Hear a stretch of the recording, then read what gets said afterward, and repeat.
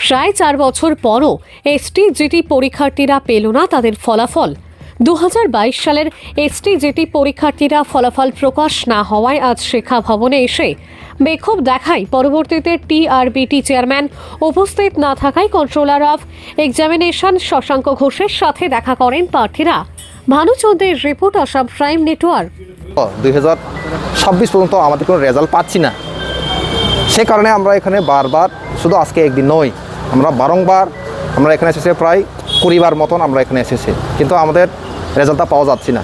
আমরা দেখছিলাম যে গত বছরে 2025 সনের যেটা পিজিটি আর টেট যেটা পরীক্ষা নিয়েছিলাম, কিন্তু এটা এখন পর্যন্ত মোটামুটি রেজাল্টের প্রসেসিং চলতেছে, কিন্তু আমাদের তা হচ্ছে না কেন, এতে আমি জানতে চাই।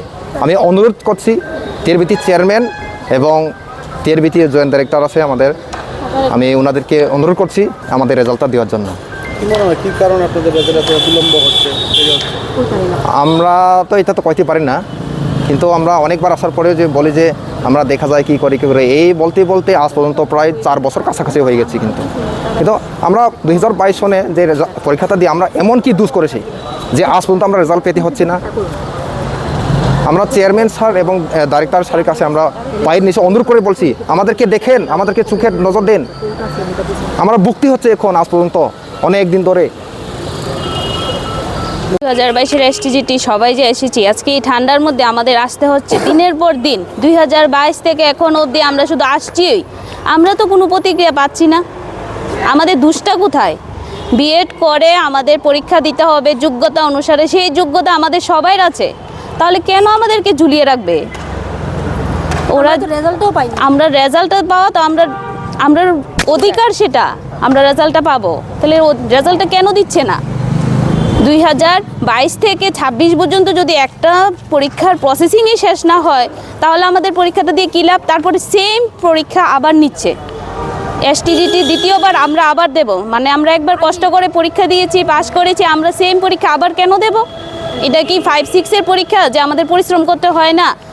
যে অল্প সিলেবাস, আমাদের এত পরিশ্রম করে পড়ে তারপরে সেম পরীক্ষা আমরা দ্বিতীয়বার কেন দেব? আমাদেরকে বলে দেওয়া হয় খুব সহজভাবে যে তোমরা পড়ো, আবার তো পরীক্ষা হচ্ছে, কেন দেব আমরা সেম পরীক্ষা বারবার? পাস ফেল কিছুই জানি না। আমাদের অধিকার, মাননীয় মুখ্যমন্ত্রীর কাছে আমি অনুরোধ করছি, আমাদের এসটিজিটি সবাইকে জন্য অতি সত্বর নিয়োগ করা হয়। দেখুন, প্রথমে আপনাদের অনেক অনেক ধন্যবাদ আমাদেরকে সহযোগিতা করার জন্য। দেখুন, আমরা 2022-এর সেপ্টেম্বর মাসে পরীক্ষা দিয়েছিলাম এসটিজিটি, তো এই বাবদ অনেকবার টিআরবিটির কাছে এসেছি আমাদের রেজাল্টের জন্য, কিন্তু টিআরবিটি সেই রকম রেজাল্ট আমাদেরকে দেয়নি এখন পর্যন্ত। তো এর মধ্যে আবার পুনরায় তারা নোটিফিকেশান দিয়েছে পরীক্ষার প্রসেসের জন্য। তো আমাদের মধ্যে একটা প্রশ্ন, যেহেতু আমরা 2022-এর রেজাল্টটা এখনও পাইনি, আমরা পয়সা খরচ করে পরীক্ষা দিয়েছি, এখনও আমাদেরকে রেজাল্টটা টিআরবিটি দেয়নি, তো পুনরায় যে পরীক্ষার প্রসেসটা নেওয়া হচ্ছে বেশ ভালো কথা। ত্রিপুরার জনগণ সবার, ত্রিপুরার যারা স্টুডেন্টদের সবার জন্য নেওয়া হচ্ছে, সেটা আমাদের কোনো কোয়েরি নেই। তো এখন আমাদের মেইন দাবিটা হলো, আমরা আজকে 2022-এ পরীক্ষা দিয়ে আজকে 2026-এর জানুয়ারি মাস চলছে, তো এতদিন ধরে কিসের জন্য আমাদেরকে অপেক্ষা করিয়ে রেখেছে টিআরবিটি? আমাদেরকে কেন রেজাল্টটা দেওয়া হচ্ছে না? তো আমরা যে পরীক্ষাটা দিয়েছি সেই পরীক্ষার রেজাল্টটা চাওয়া কি আমাদের নৈতিক দাবি নয়, বা রেজাল্টটা পাওয়া কি আমাদের এখতিয়ারের মধ্যে পড়ে না? তো কিসের জন্য আমাদের জীবনটাকে এরকমভাবে হ্যাং করে রেখেছে টিআরবিটি? তো সেই ব্যাপারটা নিয়ে আজকে আমরা জানতে এসেছি। অনেক দিন পর আজকে এসেছি, 6 মাস হয়ে গেছে, এতদিন আসতে পারিনি, বিভিন্ন পরীক্ষার চাপে নোটিফিকেশান দিয়েছে টিআরবিটি।